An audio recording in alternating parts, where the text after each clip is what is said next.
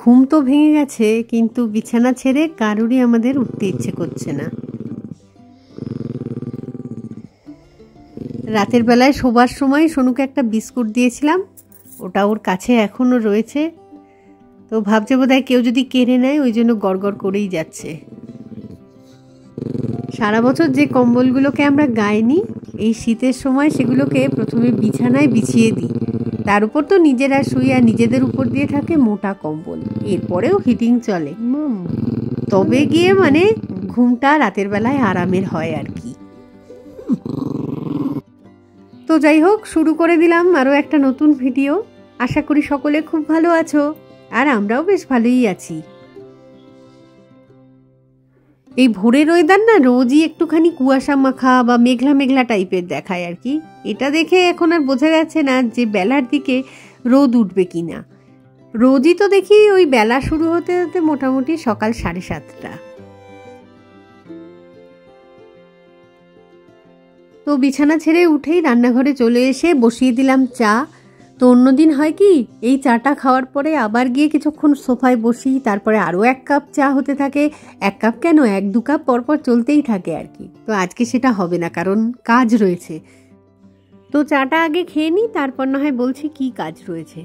তো সোনু, পিকু, তারপরে ছোটকু সবাই তো মানে খাট থেকে নেমে এসে এখন সোফায় টান হয়ে শুয়ে গেছে। আরেক প্রস্ত ঘুম আর কি এটা। রাতের বেলা তো জমিয়ে ঘুম হয়েছেই, আরও যদি একটুখানি ঘুমানো যায় মন্দ কি।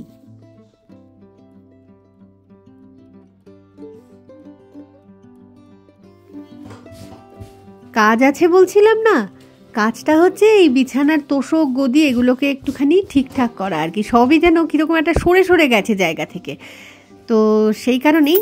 আর এগুলো এত ভারী না, আমি একার চেষ্টায় খুব একটা পেরে উঠি না। খুব ভালো হতো যদি এগুলোকে রোদের মধ্যে কিছুক্ষণ ছেড়ে রাখা যেত, মানে একদম তুলোগুলো যা আছে ভিতরে সব একদম ফুলে যেত আরামসে রোদ পেয়ে। কিন্তু সেটা তো হবার নয়, কোথায় বা দেব? ছাদে দেওয়া যেতে পারে, উঠোনে দেওয়া যেতে পারে। ওই যে বললাম, বিরাট ভারী জিনিসগুলো টেনে টুনে নিয়ে যাওয়া যাবে না। ফলে এইভাবেই অল্পের উপর দিয়ে আর কি যতটুকুনি যা করা যাচ্ছে এটাই যথেষ্ট। তো বিছানার চাদরগুলো একটু চেঞ্জ করা হলো। আগে একদিন তো বলছিলাম যে বাঙ্কুর বাবার আবার এই ধরনের কাজগুলো ভীষণ পছন্দ, আর ওর ধারণা হচ্ছে ও নিজে ছাড়া এই কাজগুলো কেউ পারফেক্টলি করতে পারে না আর কি। তো যাই হোক, করুক তাহলে। এই খাটটাই করতে পারবে, আরেকটা খাটে তো বাঙ্কু শুয়ে ঘুমোচ্ছে এখনো। যতক্ষণে উঠবে ততক্ষণে এ আবার বেরিয়ে চলে যাবে, ফলে ওই খাটটা আমাকেই পরিষ্কার করতে হবে আর কি।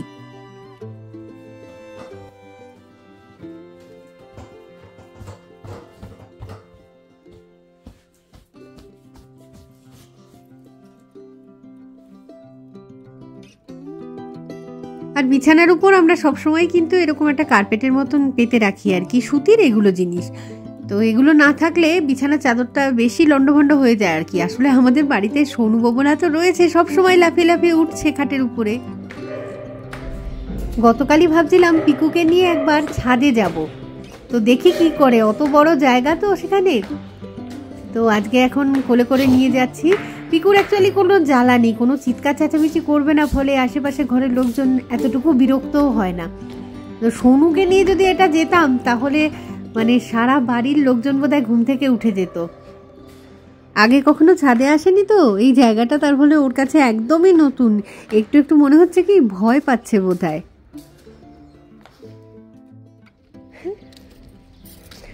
এদিকে আছে পিকো, পিকো এদিকে মামা। ছাদ পুরো খালি নয়, লোক আছে। ওই যে ওখানে তুলসী তলায় পুজো করছে কেউ একজন, এদিকে একজন জামা কাপড় মেলছে। ঘাড় ঘুরি আর কি পুরো জায়গাটা এখন দেখে নিচ্ছে, চিনে নেবে, তারপরে হয়তো ছোটাছুটি শুরু করবে। কিন্তু এই বউগুলো কুকুর দেখলে ভয় পায়, আগে সেটা খেয়াল করেছি।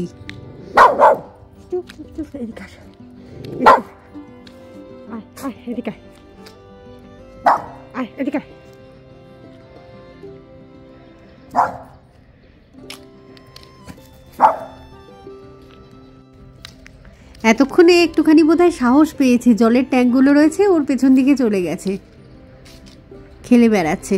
তো আমি আবার ছাদের দরজাটা হালকা করে ভেজিয়ে দিয়ে এলাম, কারণ যদি সিঁড়ির দিকে দৌড় মারে তাহলে তো মুশকিল আছে, আর ওর যা দৌড়ে স্পিড তার সঙ্গে আমি আবার পেরে উঠবো না।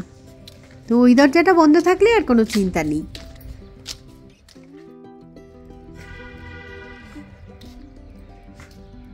এদিকে আয় পিকু, পিকু এদিকে এদিকে এদিকে মাগো। আরে খেপা এদিকে এদিকে। একটা জিনিস ভালো, ওরা না বোঝে যে কারা ওদেরকে ভালোবাসছে আর কারা ভালোবাসছে না। যারা ভালোবাসে না তাদের দিকে কিন্তু ওরা এগোয়ও না, দেখবে খেয়াল করে এটা।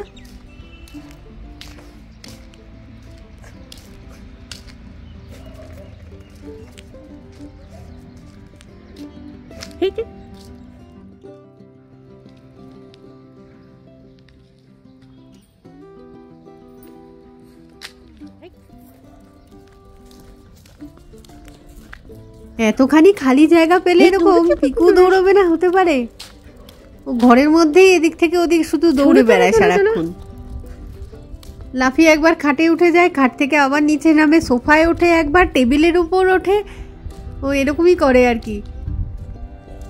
মনে হচ্ছে দারুণ মজা পেয়েছে। ভালোই করেছি ছাদে নিয়ে এসে। এদিকে চলে আসো, চলে আসো পিকু।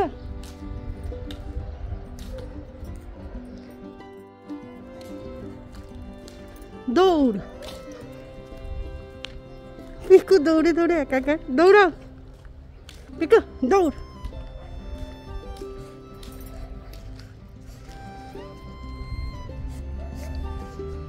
এক একদিন সকালবেলায় এক একজন করে নিয়ে আসতে হয় আর কি। ওদেরও মজা, আমারও ভালো লাগবে। তবে হিসু টিসু করে দিলে, নোংরা করে দিলে আর কি লোকজন রেগে যেতে পারে। তবে পিকু সব দিক থেকেই আর কি ভদ্র। ওকে নিয়ে কোনো দিকে কোনো সমস্যা নেই বলেই ওকে এনেছি আর কি। বাকিদের হলে ওদেরকে নিচের দিকে নিয়ে যেতাম উঠোনে। তো এই যে এই স্ট্রাকচারটা দেখো একবার, এইটা বাঙ্কু একবার বানিয়েছিল পাখি রাখবে বলে বোধহয়। তো সেটা সেইভাবেই রয়ে গেছে। কেউ এখানে হাতও দেয় না কারোর জিনিসে, ফালতু পড়ে রয়েছে। কিছু একটা কাঠগুলো দিয়ে না করে নিতে হবে, নয়তো নিজেদেরই বাজে লাগে। জিনিসটা এইভাবে পড়ে আছে জায়গা দখল করে। হয়ে গেছে ঘোরা, কোলে তুলে নিয়েছি এটাকে এবারে। তো নিচে নেমে যাব, তার আগে তোমাদেরকে একটু এই দিকের পাহাড়টা না হয় দেখিয়েই দিই। ছাদে যখন এসেছি ওটাও একটা দায়িত্বই যেন। পাহাড়ের উপর দিকটা হালকা করে মেঘলাই রয়েছে। তো পিকুকে কোলে নিয়ে এইভাবে ছবিটা তুলতে পারছি না আর কি। তো যাই হোক, মোটামুটি এরকমই আশেপাশের দৃশ্যটা। আর এটা তো সামনের দিকের ভিউ, তো এগুলো না হয় পরে দেখাবো আরো ভালো করে। তো এখন নিচে নেমে যাই।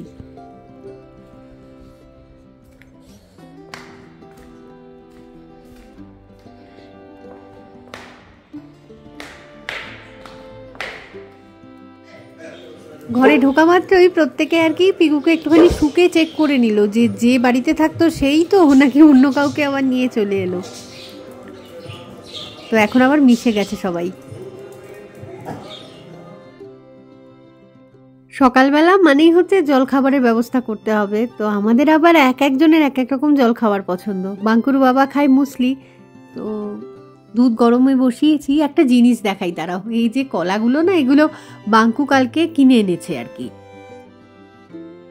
তো এত বাজে দেখতে কলাগুলোকে, আমি তো ভেবেছিলাম বোধহয় পচাই হবে, কিন্তু পরে দেখা গেল না, ভিতর একদম ঠিকঠাকই রয়েছে। ছাড়াতে হচ্ছে অনেকটা কাঁচকলা ছাড়াই যেভাবে, সেই রকম ভাবে।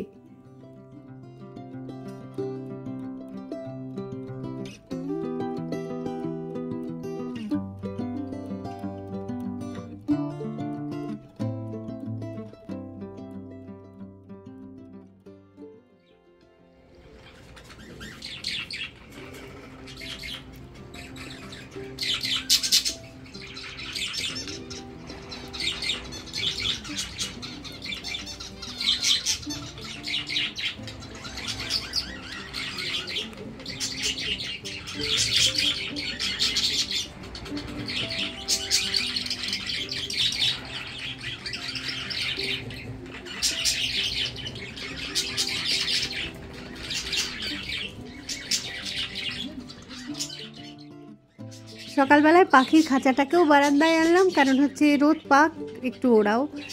তার সাথে এই যে গোপাল রাধারানীদের জামাগুলো কেচে মেলে দিয়েছি। স্নান করলাম, পুজো দিলাম, টুকটুক করে অনেকগুলোই কাজ হয়েছে। রান্না বান্নার দিকটা এখনো বাকি রয়ে গেছে। তো যাই এবারে রান্নাঘরের দিকে, দেখি কি রান্না করা যায়। ভাত বসিয়ে দিয়েছি ওদিকে ইন্ডাকশানে, আর এদিকে সবজি কেটে রেখেছি, ফুলকপি আলুর তরকারি করবো আর কি। ভিতরে কড়াইশুঁটিও দিয়ে দেবো কয়েকটা।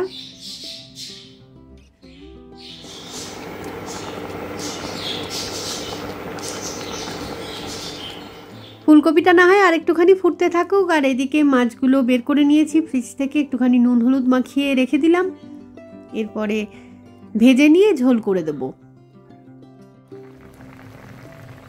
চলো তাহলে আজকের এই ভিডিওটাকে না হয় এখানেই রাখছি। খুব তাড়াতাড়ি ফিরে আসছি আবার একটা নতুন ভিডিও নিয়ে। তো ততক্ষণের জন্য টাটা, আর সঙ্গে থাকার জন্য সকলকে জানাই অসংখ্য ধন্যবাদ।